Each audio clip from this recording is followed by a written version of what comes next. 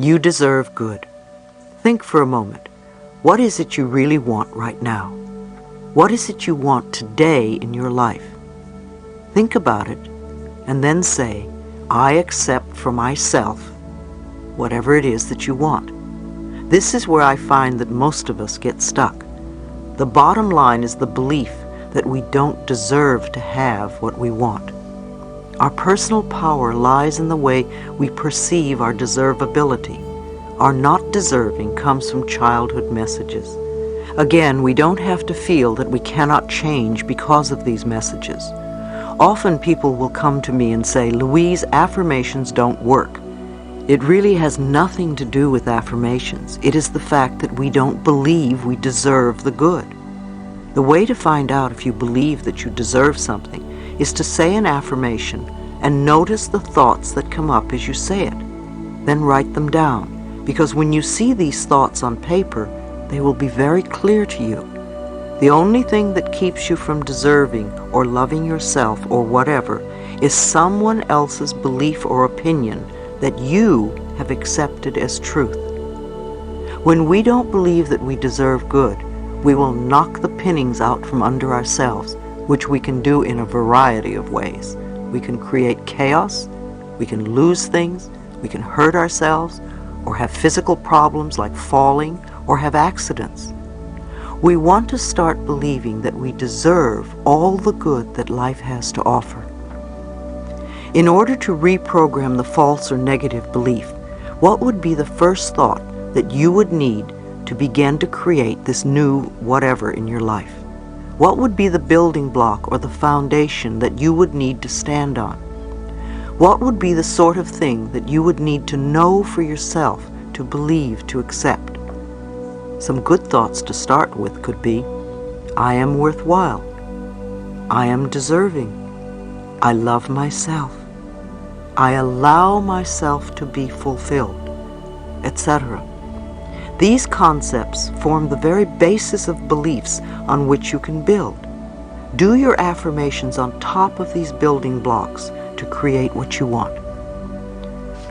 Whenever I speak somewhere, someone will come up to me at the end of the lecture or will write me a letter and tell me that he or she has had a healing take place while they were in the room. Sometimes it's very minor, and sometimes it's quite dramatic. A woman came up to me once and told me that she had had a lump in her breast and it literally disappeared during the lecture. She heard something and she decided to let something go. This is a good example of how powerful we are. When we are not ready to let something go, when we really want to hold on to something because it's serving us in some way, it doesn't matter what we do, it probably won't work. However, when we are ready to let it go, as this woman was, it's amazing how the smallest circumstance can help us release it. If you still have a habit that you haven't released, ask yourself how it serves you. What do you get out of it? If you can't get an answer, ask in a different way.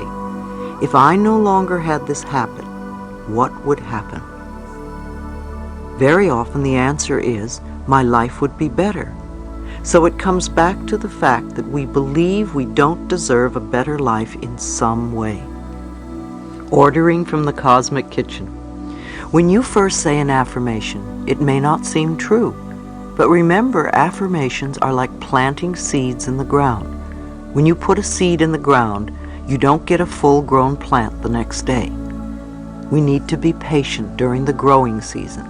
As you continue to say the affirmation, either you will be ready to release whatever you don't want, and the affirmation will become true, or it will open a new avenue to you, or you may get a brilliant brainstorm, or a friend may call you and say, have you tried this? You will be led to the next step that will help you. Keep your affirmations in the present tense. You can sing them and make a jingle out of them so that they repeat over and over in your head. Remember that you cannot affect a specific person's actions with your affirmations. To affirm that John is now in love with me is a form of manipulation, and it is trying to have control over another person's life. It will usually have a boomerang effect on you. You will become very unhappy when you don't get what you want. You can say, I am now loved by a wonderful man who is, and list the qualities that you want in the relationship. That way you allow the power within you to bring to you the perfect person to fill that bill, who may possibly be John. You don't know what another person's spiritual lesson is, and you don't have a right to interfere in their life process. You certainly wouldn't want someone else doing it to you. If someone is ill, bless them and send them love and peace, but don't demand that they get well. I like to think of doing affirmations as placing our order in the cosmic kitchen. If you go to a restaurant and the waiter or waitress comes and takes your order, you don't follow them into the kitchen to see if the chef got the order or how he's going to prepare the food. You sit and drink water or coffee or tea, or you talk to your friend and maybe eat your roll. You assume that your food is being prepared and will be out when it's ready. It's the same when we begin to do affirmations. When we put our order into the cosmic kitchen, the great chef, our higher power, is working on it. So you go on with your life and know that it is being taken care of. It's on order. It's happening. Now, if the food comes out and it isn't exactly what you ordered, and if you have self-esteem, you will send it back. If not, you will eat it. You also have a right to do that with the cosmic kitchen. If you don't get exactly what you want, you can say, no, that's not quite it. This is what I want. Perhaps you weren't clear in your ordering. The idea here, too, is to let go. At the end of my treatments and meditations, I use the words, and so it is. It's a way of saying, higher power, it's in your hands now. I release it to you.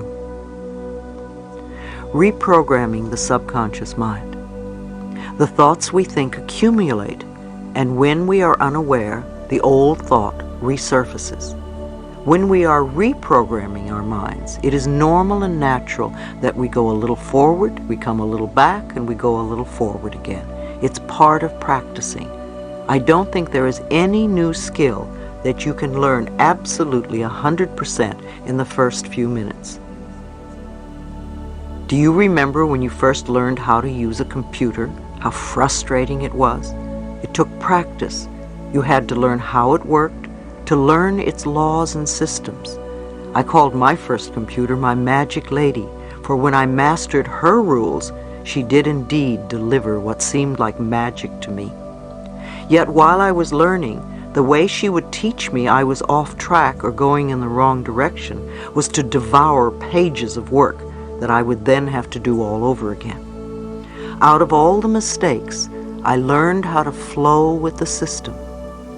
To flow with the system of life, you want to become aware that your subconscious mind is like a computer. Garbage in, garbage out. If you put negative thoughts in, then negative experiences come out. Yes, it takes time and practice to learn the new ways of thinking. Be patient with yourself. When you are learning something new and the old pattern returns, are you going to say, oh, I didn't learn anything? Or are you going to say, okay, that's all right, come on, let's do it again the new way? Or say you cleared an issue and think you'll never have to deal with it again. How do you know if you've really worked it through unless you test yourself? So you bring up the old situation one more time and watch how you react. If you jump right back into the old way of reacting to it, then you know you haven't really learned that particular lesson, and you need to do more work on it. That's all it means. You want to realize it's only a little test to see how far you've come. If you begin to repeat your affirmations, the new statements of truth about yourself, you give yourself an opportunity to react differently. Whether it's a health problem, a financial one, or a relationship difficulty, if you react in a new way to the situation, then you're on your way to having another issue handled, and you can move on to other areas. Remember, too, that we work on layers at a time. You can reach a plateau and think, I've done it. and then later on some old issue resurfaces and you may injure yourself or get sick and you don't get better for some time. Look to see what the underlying beliefs are. It may mean that you have some more work to do because you are going to the next deeper layer. Don't feel that you're not good enough because something you've worked to clear comes up again. The process when you want to learn something new and wanting to improve your life into a better version of itself is the same. Think about it like this. When you learn something, you don't learn it on the spot in less than 10 minutes. You take your time, you practice, you work on it, and then comes the time where you master it. It's the same for being a better version of yourself. You decide what you want to improve or change, and then you work on it, you practice, and you wait. This is when your brain starts to reprogram itself, and before you know it, you will reach that place where you want to be.